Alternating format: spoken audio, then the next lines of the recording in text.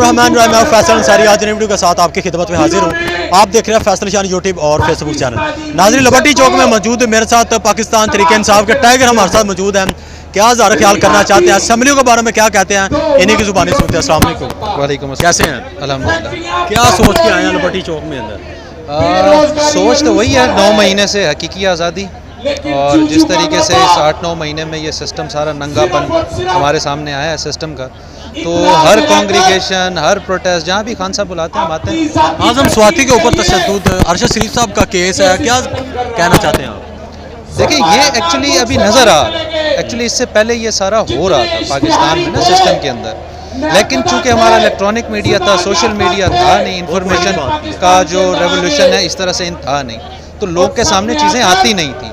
अब चूंकि social media भी है, इंफॉर्मेशन रेवोल्यूशन भी है, अब लोगों को ये समझ में आ रहा है, लोगों के सामने आ रहा है। एक बात। दूसरा, जो मैंने आपको बताया ना कि 8-9 महीने बहुत सारी आवाम के अंदर लोगों की गलत फहमियाँ भी दूर हो गई हैं, लोगों की जो अभाम थे वो भी दूर हो गए हुए।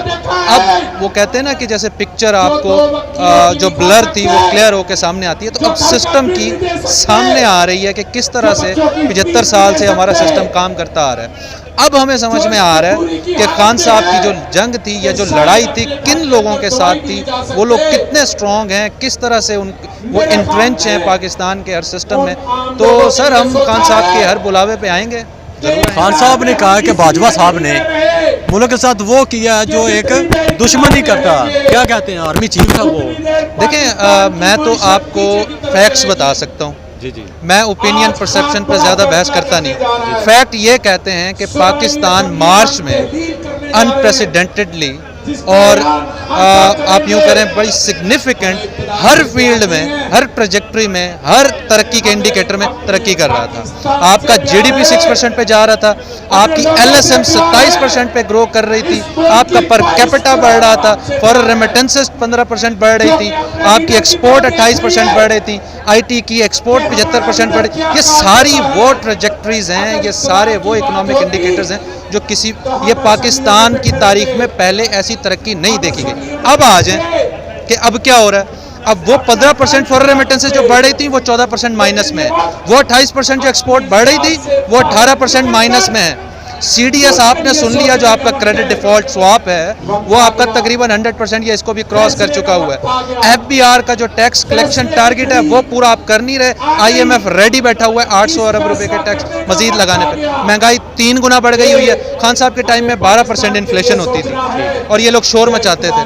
आज 27% पे सीपीआई है, 35% तक आपकी एसपीआई चली गई है। कहाँ है वो जो 3 रुपये, 5 रुपये, 10 रुपये पे पेट्रोल प्राइसेस बढ़ने पे सोशल मीडिया पे ये जो सूडो स्कॉलर 7 से 11 बजे आके दिमाग खाते हैं, कहाँ है ये सब? चुप लगा हो। तो कहने का मकसद ये है, ये सारा कुछ जो हुआ, ये जो तकरीबन 30 से 35 बिलियन डॉलर्स का नुकसान हुआ, 30 से 35 billion dollars, not Pakistani billion.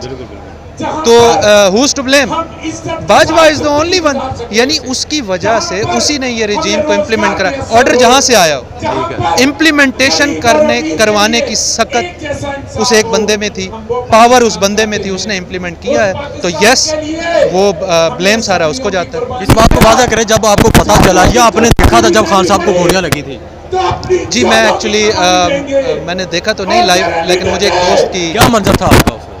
Of course हम सारे इमोशनल थे, तो अब क्या बताएं, जज्बात तो बहुत। एक तो देखे ना, ये जो फैशिस्ट गवर्नमेंट थी, इन्होंने मार्च से तो शुरू कर दिया हुआ। खान साहब भी बता रहे थे और हम कहीं ना कहीं हमारे दिल में ये खदशा भी था, ये डर भी था, लेकिन वो एकदम से जब न्यूज़ आई है तो ऐसे जैसे इंसान एक्सपेक्ट ना कर रहा हो, तो इस तरह की सिचुएशन थी। बहरहाल जिसे अल्लाह रखे उसे कौन। देखिए, एक प्लान वो है, खान साहब कई दफ़ा कह चुके हैं, एक प्लान वो है जो इंसान बनाता है, एक प्लान वो जो अल्लाह का। इससे बड़ी एग्जांपल उस दिन वज़ीराबाद में और क्या हो सकती है कि अल्लाह का प्लान। क्या किसी को पता था वहाँ इब्तिशाम है वो लड़का, या एहतशाम वो होगा, और किस तरीके से? ऑफ कोर्स ये अल्लाह ने महफूज कर, अल्लाह ने महफूज किया। इससे बड़ी एग्जांपल और क्या हो सकती है? बहुत शुक्रिया। कैमरामैन सदाम अंसारी साहब, इजाज़त दीजिए। अल्लाह निगहबान।